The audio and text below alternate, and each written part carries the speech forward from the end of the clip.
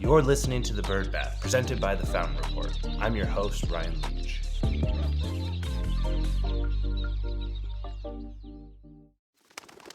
Welcome back to The Bird Bath. Each week, we scrape the surface of the news you need to know, so let's get into it. Kicking us off this week is actually a revisit of a story that we did last week, which was about the privatization of PetIQ.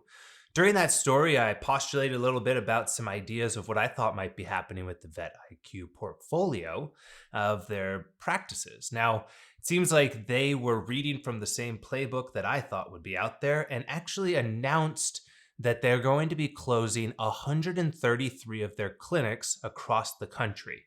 So the PetIQ business has their VetIQ sub-brand of actual services, and they had already closed 149 of their practices last year, and the remainder of those are going to be closing this month. There's only going to be one practice, which is their Walmart branded practice, that's going to be staying open within the space.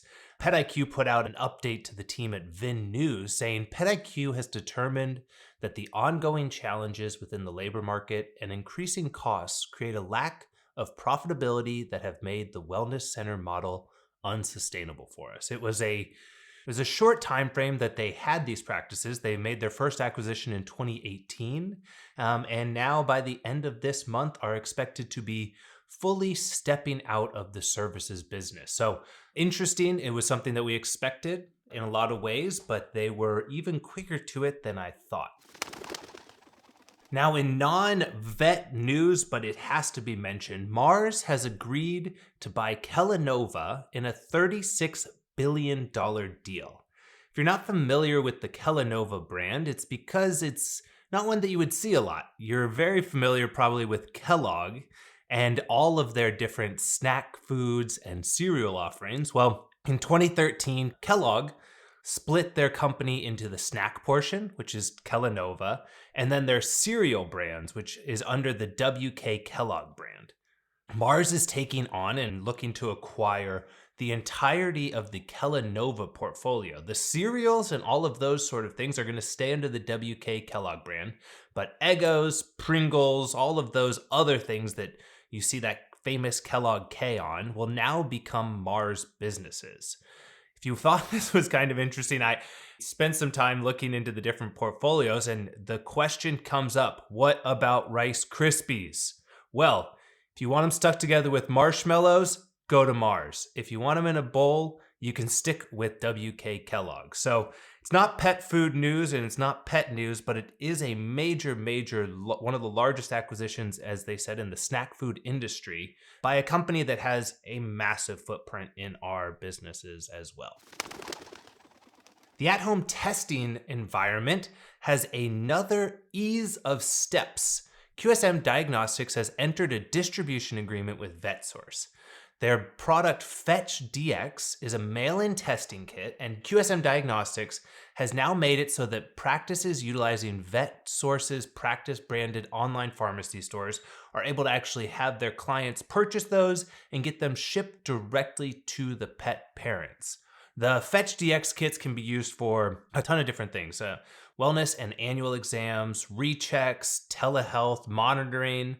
And what the goal here is to allow pet parents to be able to get some of that initial screening and work done without having to come back into the clinic. The big difference that QSM sees in their business as opposed to some of the other companies like My Simple Pet Labs is that QSM is exclusively sold through veterinary practices. So it's a way that the veterinarians are not losing the opportunity of that revenue and also being able to stay more ingrained in what's happening within the testing for the animals. So pretty neat here. Great to see the team at QSM make some steps and now being more available across VetSource portfolios.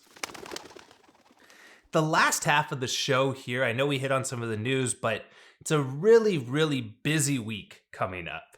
I am heading out, and probably by the time you listen to this, will already be in Kansas City And there are a ton of conferences happening over this week and weekend in Kansas City. And what I wanted to do was maybe take a second and talk about each one of the different conferences and what I think I'm going to see from each. We have the Veterinary Innovation Summit, which is always a very unique space that NAVC puts together. It's a time when a ton of different people from within the veterinary space tackle ideas of where innovation is going, where we see the industry moving. The goal is always to try and have a conversation now that people are going to be having next year, 5 years, 10 years, 15 years from now. And so I thought it's always one that I find very interesting. There's always people that I learn something new from. The keynote speakers are always a great group of people to hear from as well. And the talk that I'm looking forward to most at the conference is going to be around AI utilization and practices and what that's going to look like for a practice 10 years from now. So in 2034, what's the workflow going to be within a vet practice?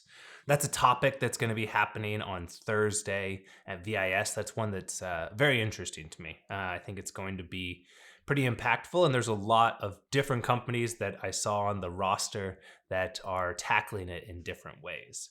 Then over the weekend, I'm going to be visiting Fetch again in Kansas City by DVM 360. And there's a talk by Dr. Natalie Marks on Saturday morning. So you can get a cup of coffee and you can go down and see Dr. Marks talk about the name of her talk is Stop Working on Medical Records Late into the Night. 7 time-saving tips every veterinarian needs. This is great. We are always looking at ways to try and improve the total utilization of the team. There's not enough practitioners.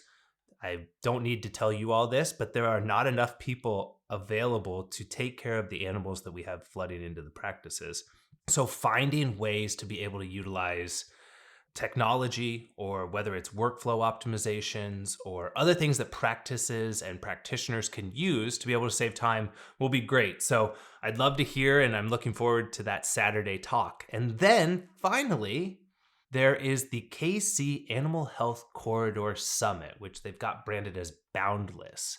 And that is on Monday and Tuesday, again, in Kansas City. It's all within about a block of each other. So it's going to be a busy block for the vet industry.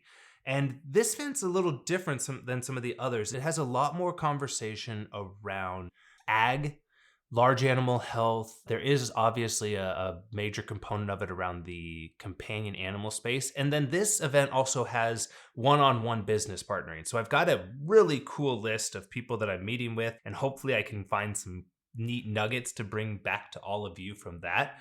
But the talk, and I'm hoping that maybe I'm directing you guys to things that I'm finding interesting here, but on Tuesday, there is a talk in the morning called Investors' Point of View, the do's and don'ts. So there's going to be managing directors from private equity groups, venture capitalist groups. There's going to be the global head of business development from Zoetis. There's going to be all types of partners. It's going to be, I'm hoping for an engaging conversation, because a lot of the businesses that are at this KC Animal Health Corridor event are looking for investment. So this is going to be a neat time to hear it directly from the horse's mouth. So those are the 3 things I am looking forward to. If you're going to be in Kansas City from Wednesday to Wednesday of this busy week, be sure to reach out. I'm always excited to meet different people. I want to hear from you if you're enjoying the show, and figure out ways to bring you the most relevant and necessary information so that you can keep scratching the surface of everything you want to know in the vet space. So I will see you all in Kansas City. And for more on these and other stories, join us by subscribing to the Fountain Report. There's a link in the bio, and don't miss out on any episodes by subscribing and rating the show. For the Bird Bath, I'm Ryan Leach. See you next week.